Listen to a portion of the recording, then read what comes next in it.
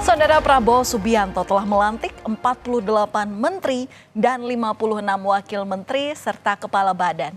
Jumlah wakil menteri lebih banyak dari jumlah menteri karena satu kementerian ada yang memiliki 2 hingga 3 wakil menteri. Kabinet yang dinamai sebagai Kabinet Merah Putih secara jumlah lebih banyak dari era Presiden ke-7 Republik Indonesia Joko Widodo yang hanya ada 34 kementerian.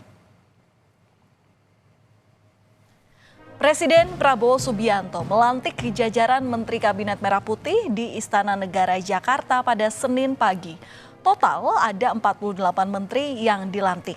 Selain melantik 48 menteri, Presiden juga melantik 5 pejabat setingkat menteri, yakni Jaksa Agung, Kepala BIN, Kepala Staf Kepresidenan, Kepala Kantor Komunikasi Kepresidenan, Ketua Dewan Ekonomi Nasional, dan Wakil Kepala Staf Kepresidenan. Usai membacakan keputusan Presiden tentang pengangkatan kepala lembaga setingkat menteri, Presiden Prabowo membacakan sumpah jabatan yang diikuti oleh para menteri dan 5 pejabat setara menteri. Bahwa saya akan setia kepada Undang-Undang Dasar Negara Republik Indonesia Undang-Undang Dasar Negara Republik Indonesia tahun 1945 serta akan menjalankan segala peraturan perundang-undangan dengan seluruh-seluruhnya demi dharma bakti saya kepada bangsa dan negara. Bahwa saya dalam menjalankan tugas jabatan akan menjunjung tinggi etika jabatan.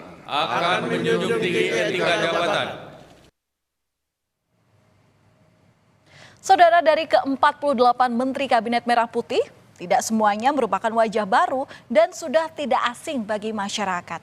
Tercatat ada 16 menteri yang menjabat di masa pemerintahan Presiden ke-7 Republik Indonesia Joko Widodo yang kemudian dipercaya kembali di Kabinet bentukan Prabowo Subianto. Ada yang kembali dipercaya di kementerian yang sama, ada pula yang ditugaskan di kementerian baru. 12 menteri di era Jokowi kembali dipercaya memegang kementerian yang sama, sementara 6 menteri lainnya kini menjabat di kementerian yang berbeda. Persiapan pelantikan Kabinet Merah Putih, saya jam 9 sudah sampai di Istana Merdeka. Insting saya langsung masuk ke ruang pelantikan, saya tanya protokol, gimana ini ngaturnya? Kan jumlah yang dilantik lebih banyak, cukup enggak? Gitu. Terus spos ada di mana? Yang dilantik ada berapa agama? Yang doa pemimpin agamanya sudah siap betul-betul. Saya terus habis itu kaget saya. Loh, saya kan enggak main sesnek lagi. Dalam acara Rapimnas Partai Gerindra 31 Agustus lalu, Prabowo menyebut menteri-menteri pilihan Jokowi adalah orang-orang hebat. Oleh sebab itu, ia berencana untuk menarik sebagian menteri hebat itu ke dalam kabinet pemerintahannya. Memang selain karena berprestasi, sebagian menteri Jokowi menyatakan dukungannya kepada pasangan Prabowo Gibran dalam Pilpres 2024. Itulah yang Prabowo memilih mereka untuk kembali masuk ke dalam kabinet.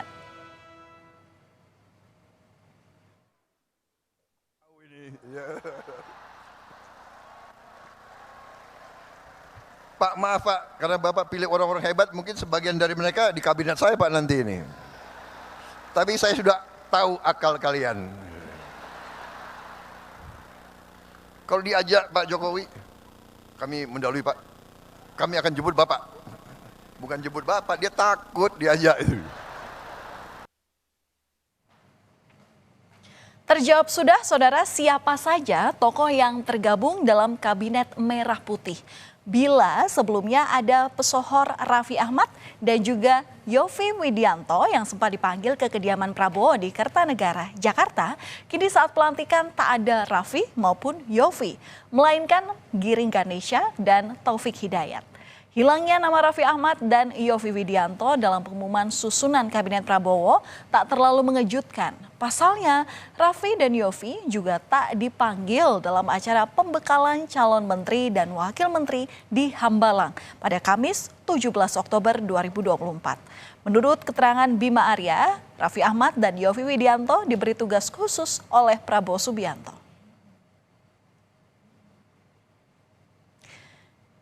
Giring Ganesa adalah mantan vokalis grup band Nidji yang beberapa tahun belakangan ini berkiprah di dunia politik dengan bergabung ke Partai Solidaritas Indonesia yang melenggang masuk Kabinet Merah Putih sebagai Wakil Menteri Kebudayaan. Dan ada mantan atlet badminton Taufik Hidayat yang kini dipercaya menjadi Wakil Menteri Pemuda dan Olahraga. Taufik pernah menjadi staf khusus Menpora Imam Nahrawi di tahun 2017 hingga 2018. Ditemenin sama ibu saya, mertua saya, sama istri saya sih. Ya pengalaman yang nggak akan saya lupain seumur hidup. Jadi terima kasih sekali lagi buat Bapak Presiden, buat Mas Wakil Presiden yang sudah memberikan kepercayaan. Sudah pembagian tugas belum dengan Pak Menteri nanti? Ini udah dijemput nih, luar biasa nih. Saya kaget juga baru keluar langsung dijemput. Di antara nama-nama menteri ada sejumlah sosok yang pernah berseberangan dengan Prabowo Subianto. Tercatat ada 4 mantan aktivis 98 yang kini berkiprah di Kabinet Merah Putih. Mereka adalah Nezar Patria, Agus Jabo, Mugianto, dan Faisal Riza. Nezar Patria mulai dikenal setelah jadi Sekjen Solidaritas Mahasiswa Indonesia untuk Demokrasi. Bersama Mugianto dan Faisal Riza, Nezar juga jadi korban penculikan di tahun 1998. Agus Jabo, sosok yang memprakarsai Partai Rakyat Adil Makmur. Pada 96 atau tahun 1996, ia dikenal sebagai Ketua Umum Partai Rakyat Demokratik yang anti Presiden Soeharto di era Orde Baru. Agus Jabo aktif dalam gerakan reformasi 1998 berkolaborasi dengan Budiman Sujatmiko.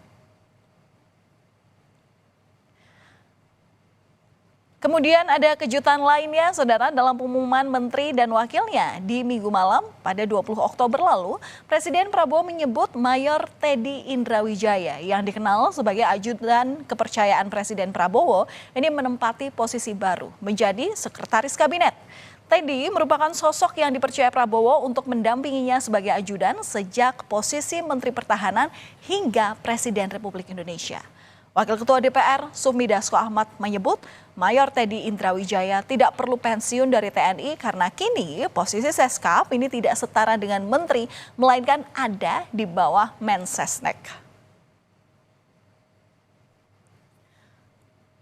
Wakil Ketua DPR dari fraksi Gerindra Sufmi Dasko Ahmad dalam keterangan tertulis mengatakan bahwa struktur dan bagan organisasi sudah ada perubahan, sehingga tidak ada Menseskap tetapi digabung di bawah Mensesnek.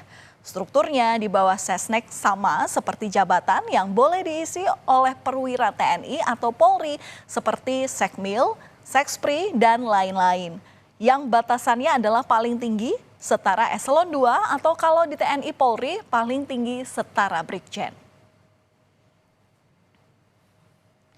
Soal penyusunan Kabinet Merah Putih, Presiden ke-7 Republik Indonesia Joko Widodo menyebut itu adalah hak prerogatif Presiden. Jokowi percaya Presiden Prabowo sudah memilih orang-orang terbaik di bidangnya untuk masa depan bangsa. Widin.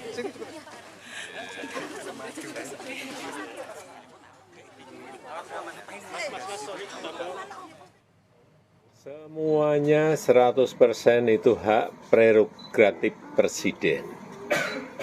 Semuanya saya kira sudah lewat pertimbangan-pertimbangan yang matang. Siapapun yang telah